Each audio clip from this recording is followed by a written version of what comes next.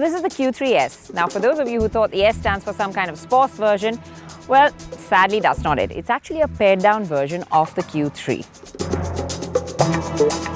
Now, with BMW and Mercedes bringing in the likes of the 1 Series and the A-Class, Audi could have gotten their A3 to compete, but they chose to go down a slightly different route.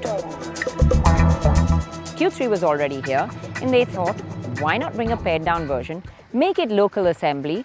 So, Indians love the SUV, the 4 rings are there on the nose. With reduced duties, this could really be an interesting proposition. Let's get under the skin and find out.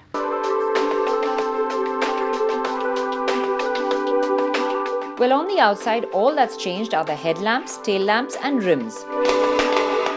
You no longer get the signature Audi LEDs, but you do get fancy black alloys that come as standard. You could opt for other versions of alloys if you liked. Well, on the inside, there are a few changes. It's now an all-black interior, save for the little bit of flourishes of aluminium here and there. The AC controls are not auto now, they are manual. And besides that, you pretty much have everything that you always had. It's got the MMI system, you've got your steering mounted controls, the dial is the same, the dashboard is the same, and of course the quality, still top-notch Audi.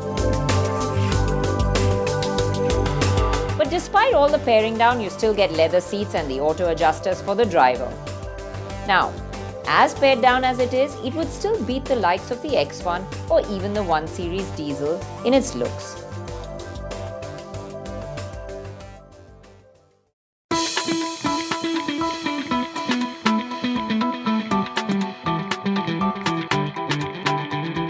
It's not only the interior but the engine that gets downgraded too, to a lower state of tune at 140 bhp, identical to the one in the A4. The other thing is that there is only a manual gearbox option.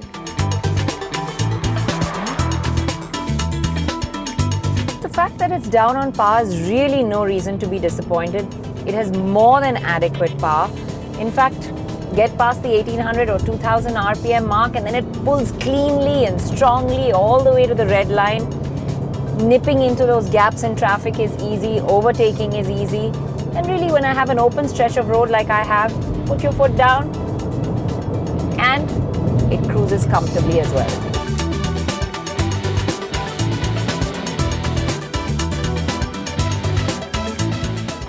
This is partly due to the fact that with the Quattro gone, it's about 140 kg less. So this front-wheel drive version still feels good enough in real-world conditions and you just don't miss the additional BHPs. It gets to 109.9 seconds, which is about 1.2 seconds slower than its more powerful Quattro version. And that's not bad at all. Compare it to the likes of the A180 or the 1 Series diesel and it's pretty much on par.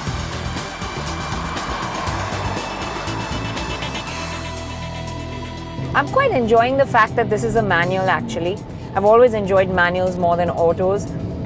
But it's a nice, slick, light, easy box. And in fact, I found myself actually using the gears more just to enjoy the positive throw of the gearbox.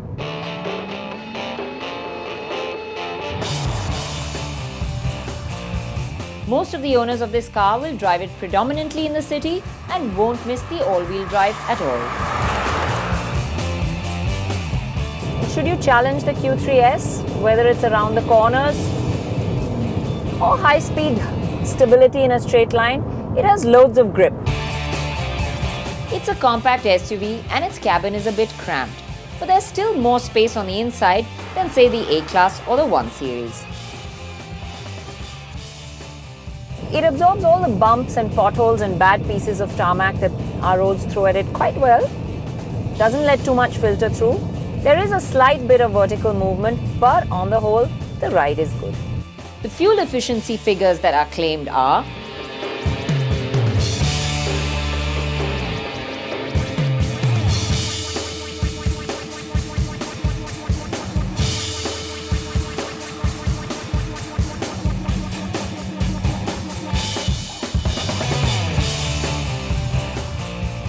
spacious enough, it's got decent levels of equipment and it's got that nice strong diesel engine. Of course, like I said before, Indians love their SUVs, and this one has the four rings on its nose. Now, with the reduced duties, Audi can actually price this considerably less than the previous version, and it comes with a price tag of 24.99 lakh ex-showroom Delhi, which not only puts it against the A-Class and the 1 Series, but it can also shake up the likes of the Captiva and the CR-Vs. Well, I think Audi definitely have a winner on their hands.